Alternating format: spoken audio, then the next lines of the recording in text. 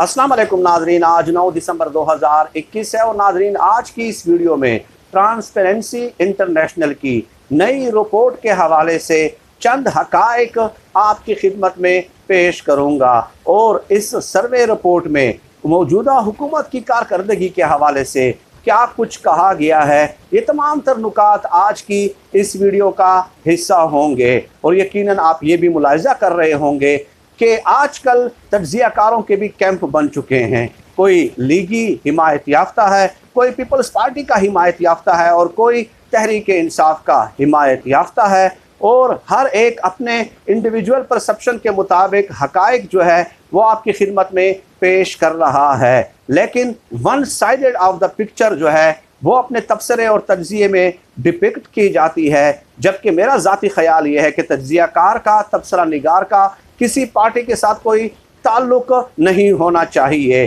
खैर नाज़रीन, चंद हकाइक हैं जो आपकी इस वीडियो में आपकी खिदमत में पेश कर रहा हूँ।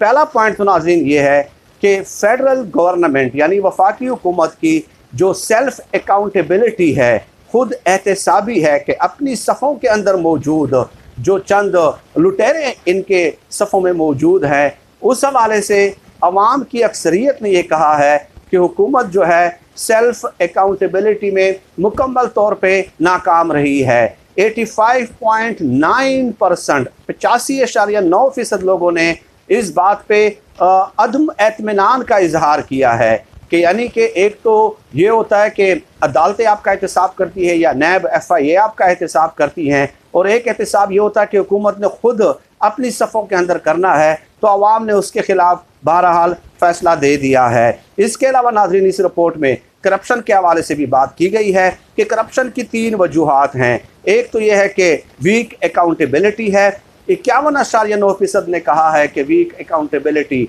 करप्शन की सबसे बड़ी वजह है। और इसके अलावा ग्रीड ऑफ पावरफुल पीपल यानी कि दौलत की जो लालच है ताकतवर लोगों की, वो भी करप्शन की एक वजह है, 29.3% लोगों ने कहा है। और इसके अलावा लो सैलरीज यानी कि कम तनख्वाहें भी जो है वो भी करप्शन की एक वजह है, 18.8% लोगों ने ये राय दी है। और इसके अलावा नाजरीन पुलिस जो है करप्ट इदारों में सबसे पहले नंबर पे है, 41.4% लोगों का कहना है। अदलिया जो है वो दूसरे नंबर पे है, 17.4% लोगों का कहना है।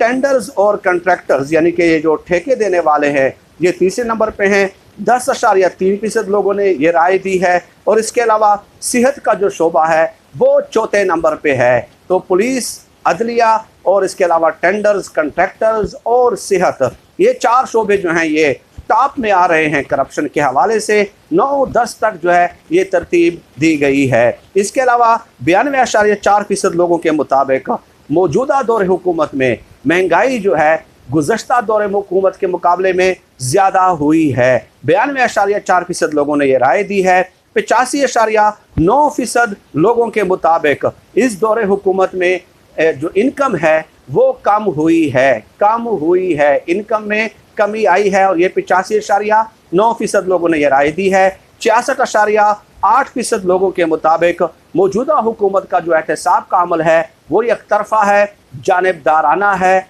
वन साइडेड है। और इसके अलावा 89.1% लोगों ने ये कहा है कि अगर मुल्क में लोकल गवर्नमेंट का निज़ाम होता तो यकीनन करप्शन में कमी वाक़ई हो चुकी होती। यानी कि लोगों का ये ख्याल है कि लोकल गवर्नमेंट सिस्टम जो है वो मजबूत, अफेक्टिव और एक्टिव और मुतहरिक और फ़ाल होना चाहिए। और इसके अलावा 40% लोगों ने यह नाज़रीन कहा है कि करप्शन करने वालों को सख्त तरीन सज़ाएँ दी जाएँ। और इसके अलावा 34% लोगों ने यह कहा है कि सख्त तरीन सज़ाएँ न दी जाएँ बल्कि नैब के ज़रिए करप्ट लोगों का एहतसाब करने की कोशिश की जाए। और इसके अलावा नाज़रीन 25% लोगों का कहना है कि करप्शन करने वाले जो तमाम लोग हैं उन्हें ताहयात नाअहल किया जाए। ये तो नाज़रीन एक ख़बर थी, मैंने आपके सामने पूरे हक़ाइक़ जो है वो मुख्तसर अल्फाज में समेटने की कोशिश की है। इससे नतीजा आप खुद अखज़ कर सकते हैं। लेकिन ट्रांसपेरेंसी इंटरनेशनल की रिपोर्ट में ये भी कहा गया है कि ये जो सर्वे है ये 10 सालों बाद हो रहा है और अक्टूबर के महीने में जो है ये सर्वे उन्होंने कंडक्ट किया था और मुल्क के 4 सूबों में जो है उन्होंने ये सर्वे जो है कंडक्ट किया है। अब इसमें अलार्मिंग बात ये आ रही है कि 85% लोग ये कह रहे हैं कि हमारी सैलरी जो है वो कम हुई है, इनकम हमारी कम हुई है, सैलरी नहीं इनकम कम हो रही है, और 92% लोग ये कह रहे हैं कि महंगाई में इजाफा हो रहा है, तो यकीनन ये हुकूमत के खिलाफ बहुत बड़ी चार्जशीट है कि एक तरफ आप महंगाई में इजाफा कर रहे हैं और दूसरी तरफ जो है वो इनकम में जो है वो कमी हो रही है। तो डेफिनेटली ये दोनों चीज़ें जो है एक दूसरे के इनवर्स हैं भाई, ये तो आप डबल बेरोजगारी के मुतरादिफ समझें। अब सवाल ये है कि क्या ट्रांसपेरेंसी इंटरनेशनल की जो रिपोर्ट है क्या वाकयातन जो है ये काबिल एतबार है या नहीं है। तो इसका जवाब ये है कि इसमें एक पॉइंट ये लिखा गया है कि 89% लोगों ने ये कहा है कि जब हम पब्लिक इंटरप्राइजेज में या हुकूमती इदारों में जाते हैं तो हमें करप्शन यानी कि पैसे नहीं देने पड़ते। एक पॉइंट ये भी लिखा गया है 89% लोगों ने ये कहा है कि हमें रिश्वत नहीं देनी पड़ती। चुनाचे उनके इसी पॉइंट को लेकर फवाद चौधरी साहब ने और दीगर वज़रा ने जो है खूब ट्वीट्स किए हैं और इसे अपने हक में इस्तेमाल किया है। तो जवाब ये है कि अगर ये काबिल एतबार नहीं है और ये क्रेडिबल रिपोर्ट नहीं है तो जनाब हुकूमती वज़रा का अपने हक में इस्तेमाल करना, वो नुकात जो उनके हक में आते हैं वो क्यों कर इस्तेमाल कर रहे हैं, बजाय इसके कि उन्हें चाहिए था कि या तो ये मुस्तरद करते कि इस रिपोर्ट पे हम एतबार नहीं करते, लेकिन अगर कुछ हिस्सों को अपने लिए बतौर हुज्जत और दलील ये लोग पेश कर रहे हैं तो इसका मतलब है कि इसकी क्रेडिबिलिटी को मानना पड़ेगा और ये हुकूमत के लिए एक सवालिया निशान है। अब नाज़रीन बात यह है कि कुछ लोग कहते हैं, मैं कमेंट्स पढ़ रहा होता हूँ कि जी PTI के ख़िलाफ़ आप बात कर दें, तो कुछ लोग मुझे ये कहते हैं कि जी आपने लिफाफे ले लिए, आप वैसे ही, मैं कल कमेंट पढ़ रहा था, आप वैसे ही फजूल बकवास कर रहे हैं। ठीक है, तो बात यह है जनाब आली कि हमने जवाब देना है सिर्फ अल्लाह पाक को, और इमरान खान साहब को हमने सपोर्ट किया है, आज भी सपोर्ट करते हैं, और हमने पहले ही यही कहा था कि 3-3.5 सालों में 4 सालों में हम हुकूमत का रुख देखेंगे, डायरेक्शन देखेंगे। यार 4 साल हो गए, 4 साल हो गए।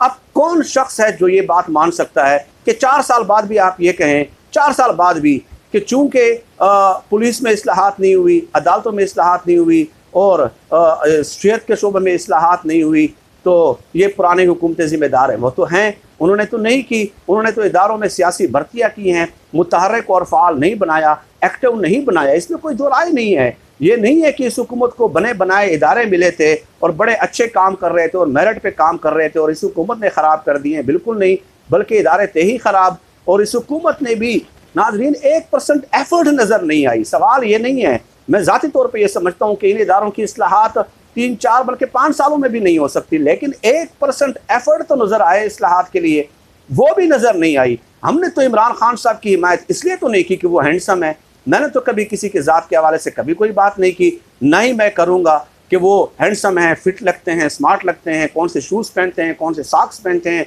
कौन सी ड्रेसिंग होती है। ये तो हमने इसलिए किया था कि मेरे बच्चों के लिए इस मुल्क की पुलिस ठीक होगी, मेरे बच्चों के लिए तालीम का निज़ाम ठीक होगा, मेरे बच्चों के लिए इंसाफ होगा, मेरे बच्चों के लिए सेहत का निज़ाम ठीक होगा। हमने इसलिए हिमायत की थी और आज भी करते हैं।